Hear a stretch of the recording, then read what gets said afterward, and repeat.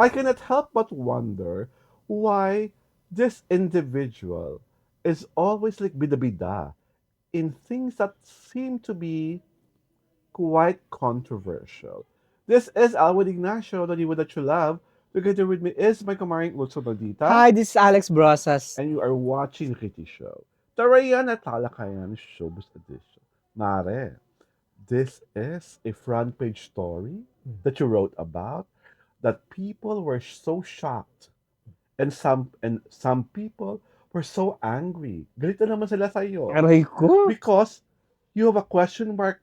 Although you put a question mark in your column, it was a topic that said that this woman na itatago ko sa pangalang Kim Chu, di umano ay sinuspinde sa It's Showtime kasi nga na-imbure na Lisa magkaisa.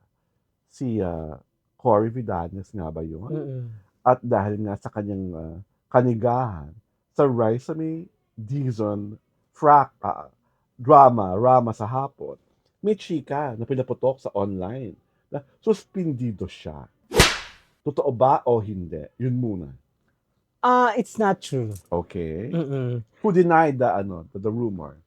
May yung isang executive daw ng Showtime. Okay. According to one reporter, 'di ba? Actually kasi naglabasan yung reels. Oh, Parang pinangalanan siya na real saan? sa Facebook, sa Okay. YouTube, parang pinangalanan siya na na Suspended. sa super embyerna ni Madam Cory. ni Madam Cory Vidanes, kinausap siya, hindi. Dapat isususpindi ang babaeng yan, chuchuchu. Mm. Pagka pinanood mo yung reels, kung ikaw ay first timer o at wala kang kaalam-alam, Mananalig kang totoo. mananalig ka talaga na, Totoo. ang ganda ng habi. Pagkaka-edit. Okay. Oo, pagkaka-edit ng ng Mm. story. So, hindi lang So to talagang isa, marami oo, reels. marami. Talagang parang YT series, ito. oo, sa Sa YT, YouTube, sa FB, sa sa Facebook, TikTok. kung saan-saan, Oh. sa TikTok, lahat kung saan-saan. Talagang lumabas. So talaga, ay, maluloka ka. Mm. So, may isip mo, ay, ganun na kalala? Mm. Yung joke na yung yung joke. bad joke na Oo. inano ni Ni Kim Kimi. Chiu, di ba? So, Kaya- itinanggi na. Oo, tinanggi na. Tapos meron pang na pinag-apologize. There was even one issue na pinag-apologize daw si Kim Chiu. Mm. Di ba sinurot ko sa column ko na, this is fake news. Mm. Di ba? Oo. Unang-una, hindi, it is not in Kim Chiu's nature na mag-apologize. Pangalawa, hindi yan suspindihin ng It's Showtime. ng Showtime. Kasi talaga siya doon. Poste na siya doon. Maraming Diba? nanonood sa Oo. It's Showtime because of her. Mm-mm. Pero ang tanong ko ito, ha? Mm. Baliktarin natin. Mm. Baliktarin pa paano? Kung si Raisa ang na Kim Chiu, Mm. yung joke, Mm. di ba? Kasi, hindi mo marirealize ang mali mo kapag Hindi pinarana hindi sa'yo. ikaw ang Oo. ang subject matter. Kunwari, sa Itbulaga, Joke. Oo. Knock, Oo. Kim Chu. Oo. Kim Chu who? Ah, Ganon. What do you feel? What will she feel? Oo. And what will It's Showtime feel about Oo. the whole idea? Di ba? But kasi, Ako ganun lang ako eh. oo. I follow the golden rule. An eye to an Mm. Do not do unto others what you don't want others to do unto you. Or pwede rin an eye for an eye, a tooth for a tooth. Kasi nga, I don't think that's going to happen because Joey De Leon, biniro si Raisa. Raisa. Because it is not in Raisa's nature. Oo. Di ba?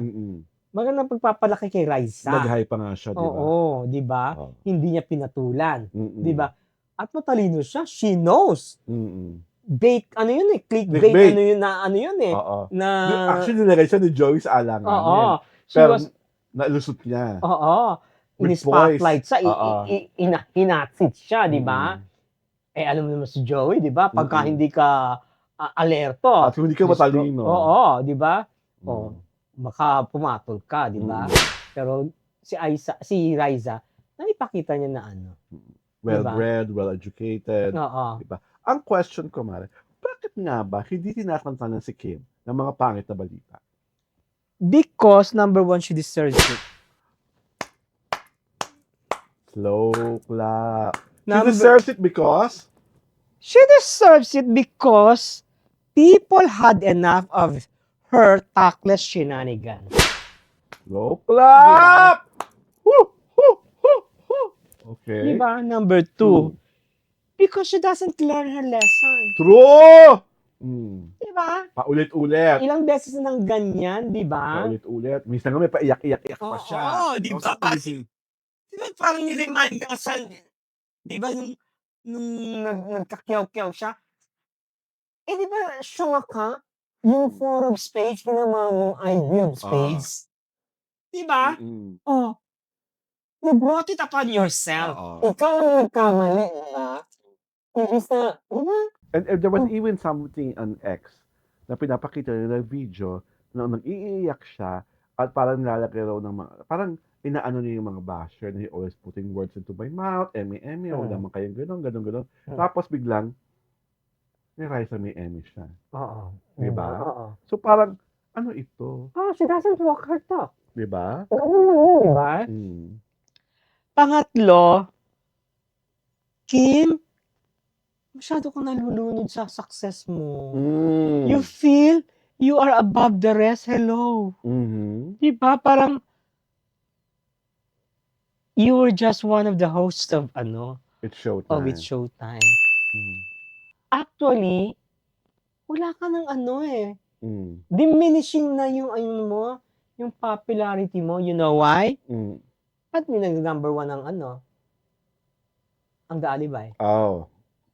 Diba? Okay. Sa time slot niya. Bakit tinatalo siya? Oo. Diba? At sa last 3 weeks na. At sa dami ng Kim Pao fan supposedly.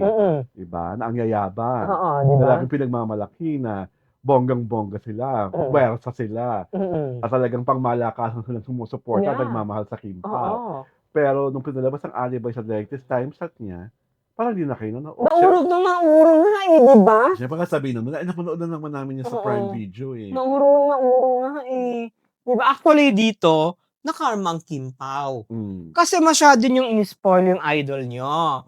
Diba? Ang feeling niyo, she is on top of her league. Hello. Diba? And Actually, to begin with, hindi naman siya box office star in the highest in the Katwin Bernardo levels. Juan Santos levels. Sara Geronimo levels. Bea Alonso levels. Wala naman siyang ganon. Wala siyang ganon. Diba? Kumikita yung mga pelikula na dati with Gerald, with Sian, even with Paolo, pero hindi yung talagang na-nervousin ka. Pagkalaki naman ng hinita. Hindi talaga.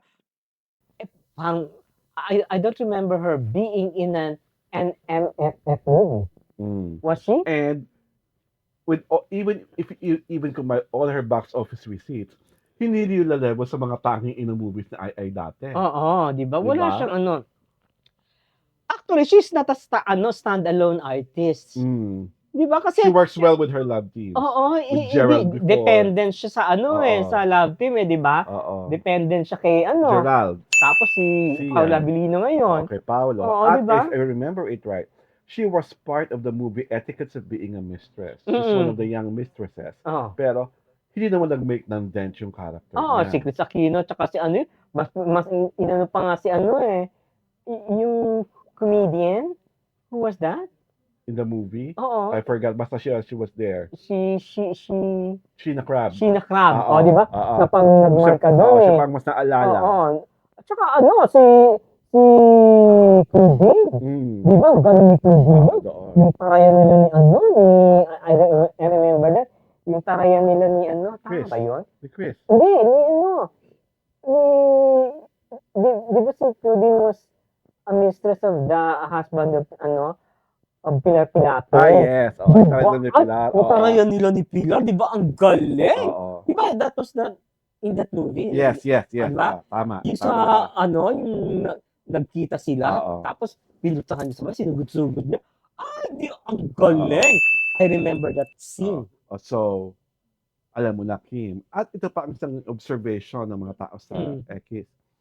Yung quote-unquote, kabastusan daw ni Vice, nakukuha niya. What say you? As our final word. Alam mo, Na-adapt niya raw yung pagiging yung ibang sense, yung dark humor ni Vice. in English, that's called imbibe. Na-imbibe niya. Na-imbibe niya, di ba? What say you? As our final word to end this round. Totoo o hindi? The shades of Vice Ganda's jokes, ano lang siya parang repository. She has become repository of Vice Ganda's jokes. Di ba? Parang it's because they're together every day. Because of association. Oo, yung parang, di ba?